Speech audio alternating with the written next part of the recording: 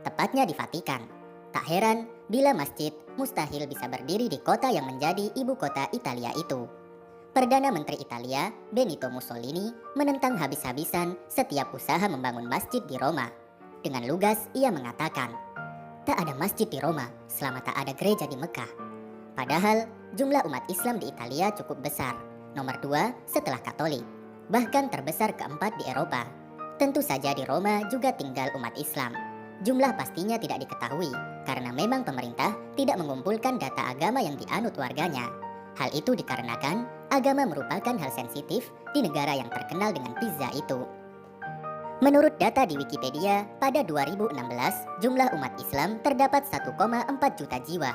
Tentu sekarang sudah bertambah karena Islam terus tumbuh di Eropa, termasuk di Italia. Ironisnya, meski menjadi agama terbesar kedua, Islam belum diakui secara resmi di Italia. Akibatnya, tidak ada organisasi Muslim yang bisa menerima dana pemerintah dan leluasa mendirikan tempat ibadah. Niccolo De Giorgis, seorang fotografer asal Italia, membuat foto yang menggambarkan perjuangan kaum muslimin di Italia untuk mendirikan sholat. De Giorgis menjelajah berbagai kota di Italia guna mengabadikan momen umat Islam menunaikan kewajibannya. Semuanya terhubung dalam satu benang merah yang sama. Umat Islam mesti mengubah sebuah garasi, memermak pasar ikan, memanfaatkan gudang kosong, atau menggunakan tempat parkir untuk mendirikan sholat. Bidikannya yang ia beri judul Hidden Islam meraih penghargaan The Paris Photo Aperture Foundation pada 2014. Dalam laporan singkatnya, De Giorgis mendeskripsikan sebuah ironi. Hanya ada 8 masjid bagi 1,5 juta muslim di Italia. Ungkapnya seperti dilansir News Republic. 8 masjid di Italia merupakan masjid-masjid yang secara resmi diakui oleh pemerintah. Selebihnya, umat Islam memanfaatkan bangunan-bangunan kosong, garasi atau tempat parkir untuk beribadah. Namun, pada 1995 mencuat kabar gembira. Di Roma telah berdiri dengan megah Masjid Agung Roma atau yang disebut Grande Mosque. Ada 2 bangunan masjid di Masjid Roma. Bangunan masjid besar terletak di lantai 2, dapat menampung lebih dari 3.000 orang. Namun hanya dibuka saat sholat Jumat, Ramadan, dan sholat Id. Kemudian ada bangunan masjid kecil yang terletak di lantai 1 dan menampung 100 orang. Bangunan di bawah itulah yang digunakan untuk kegiatan ibadah sehari-hari.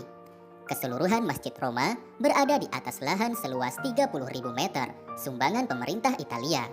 Tahun 1975, Presiden Italia kala itu, Giovanni Leone, menyerahkan tanah tersebut kepada Pusat Kebudayaan Islam di Italia. Pada 11 Desember 1984, dilakukan peletakan batu pertama oleh Presiden Italia berikutnya, Alessandro Partini. Dana pembangunan berasal dari 23 negara mayoritas Islam, termasuk Indonesia. Keberadaan masjid di tengah kota Roma itu tak lepas dari jasa Raja Arab Saudi, Faisal bin Abdul Aziz. Menurut Raja Faisal, kota Roma tempat menetap sekitar 40.000 muslim pada 1970-an. Sudah seharusnya ia memiliki masjid. Rencana Raja Faisal itu baru terrealisasi pada 1974 ketika Presiden Giovanni Leone berkunjung ke Arab Saudi.